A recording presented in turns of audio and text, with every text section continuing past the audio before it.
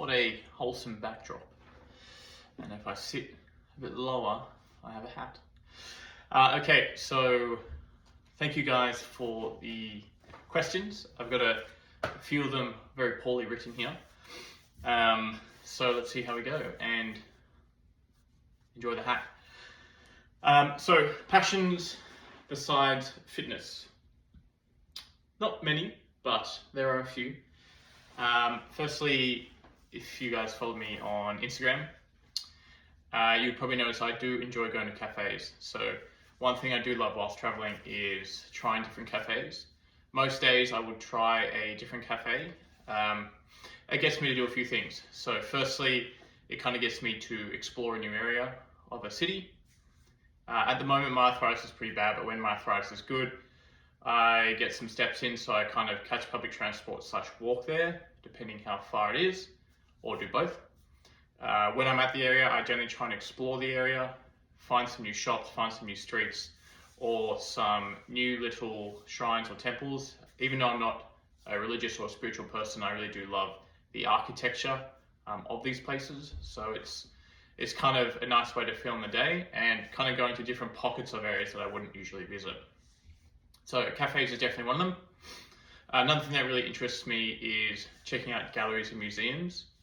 I'm not necessarily the type of person who likes to stop, read, and articulate everything, but I do enjoy just kind of walking through the visuals of the exhibitions that they do have is something that I quite enjoy, especially if it's around kind of ancient Greek or Roman mythology or architecture or history, or something kind of in a similar time frame. I do really enjoy that.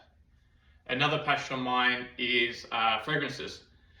So this is probably more of a recent interest, kind of growing up in my early adulthood, something I've really started to appreciate. I do really enjoy floral fragrances. One brand in particular is Diptyque. Really love the brand. The Oud de Rose, which to me does smell a bit old-timely, but I do really love it. And one of the newer ones called Lily Thea is probably my top 2 fragrances. So I do love going to fragrance stores and smelling different fragrances. If I'm with a friend, it's something I enjoy kind of sharing that as well. When I was in Japan, a fragrance brand there called Shiro is one that I also do really like and have grown to quite enjoy. Another question which I get quite a lot is, am I single? I am, yes, currently single. I'll feel sorry for my future partner, have to deal with my crap, but yeah, so single and ready to mingle, as they say, out there trying to find the right person, and we'll see how that goes. My occupation, so I have 2 jobs. So my main occupation is a fitness trainer, and my second occupation is modeling work. So, a lot of people notice this year I've obviously traveled quite a lot and still am traveling. I'm currently in Los Angeles. I've taken some time off work to kind of explore and travel around, go to some countries that I either A, hadn't been to before, or B, wanted to kind of experience again.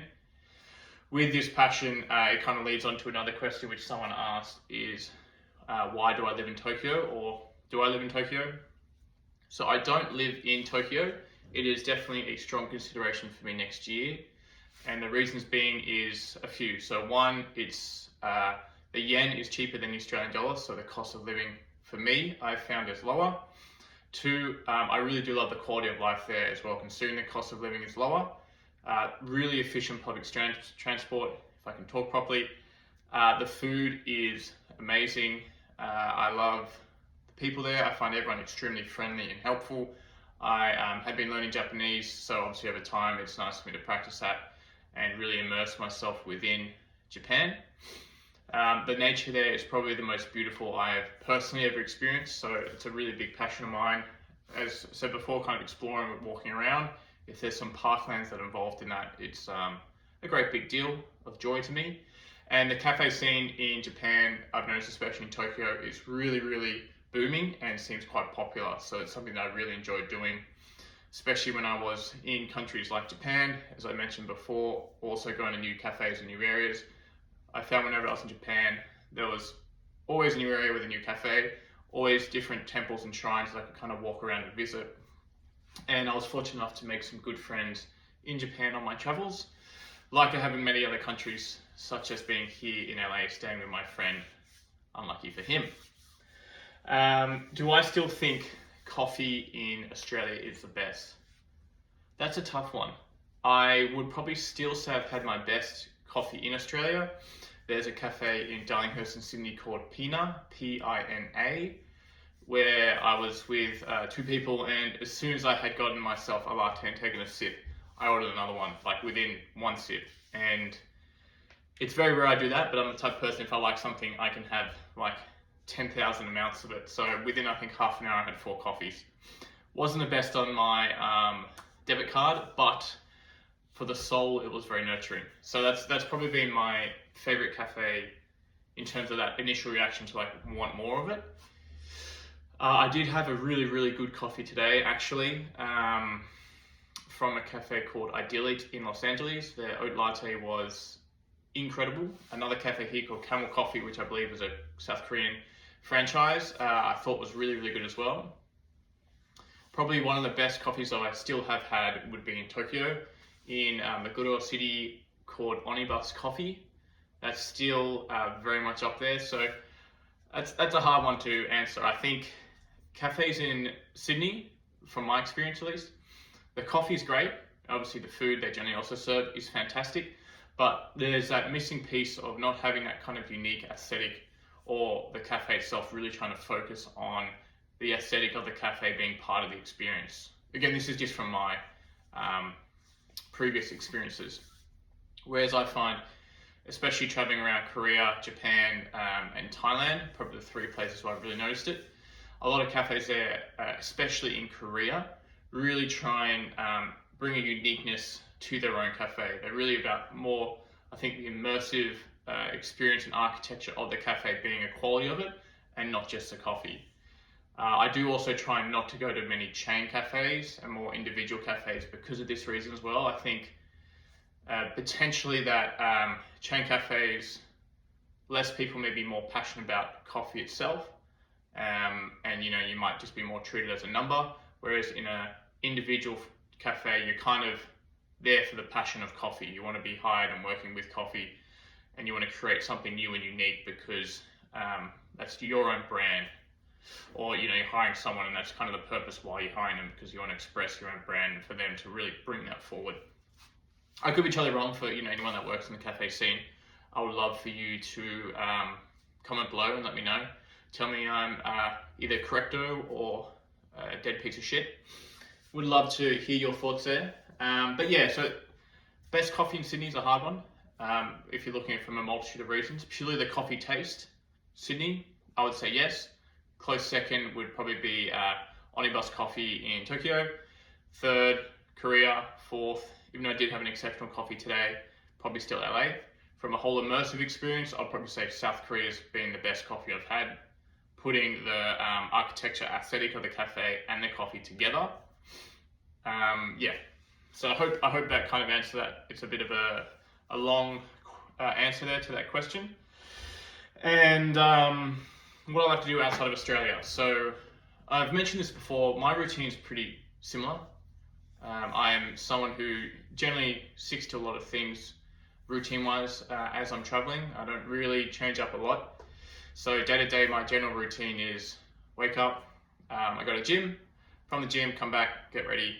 I find a cafe, travel or walk to that cafe, hopefully, get a coffee, explore the area, come back to wherever I'm staying, and kind of veg out. So I'm not really a big person for like nightclubs, bars. I don't really drink alcohol, and I'm a bit of an old man and an old soul, so I do cherish my sleep.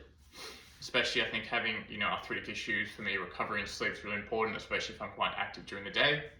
I do post a lot of food stuff as well, but it's only usually if I'm out with people.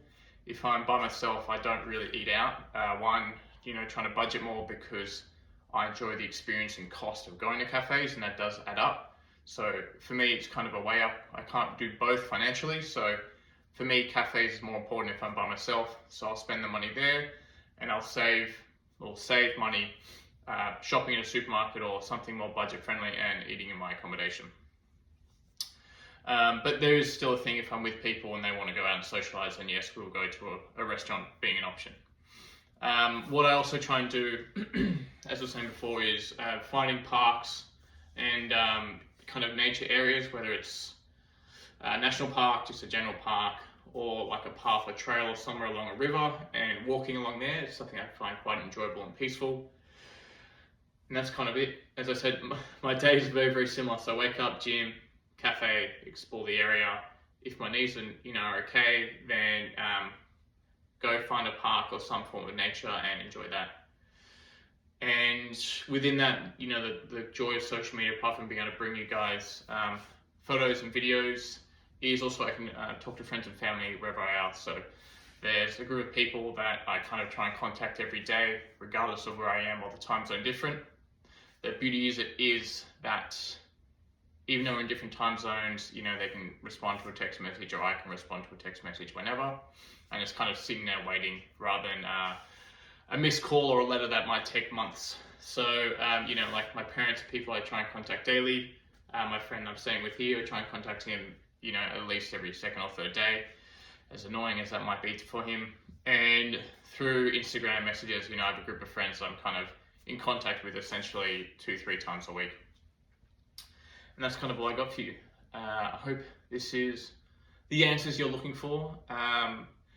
Aaron, a friend of mine who sent me a message, I will not read it out, but I enjoyed that question, Aaron, so thank you. And that's really it, guys. Thank you for taking the time to ask some of these questions. Sorry I can't get to all of them. In the future, I can get to some other ones, and I'm sure I'll do another one of these. But until next time, I wish you all, as you can see in the background, if it's something you celebrate, a Merry Christmas or Happy Holidays, and a Happy New Year. I hope whoever you're with and wherever you are, you enjoy the festivities ahead. And until next time, we shall meet again.